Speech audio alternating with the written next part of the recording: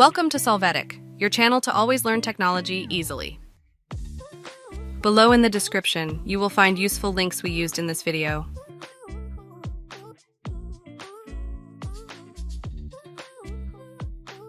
Today in Solvetic, we will see how to upload video on Google Drive 2025 easy. In Google Chrome, open a new tab, click on Google Apps and then on Drive.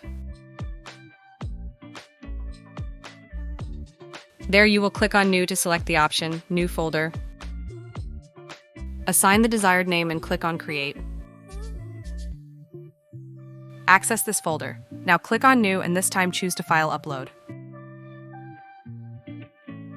Select your video and click on Open.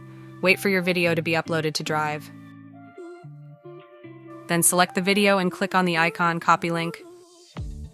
At the bottom, click on the line Manage Access. In the pop-up window, you will have the opportunity to configure the permissions of that link. Click on Copy Link and on Done to close the window. Hey, remember to subscribe Solvetic channel.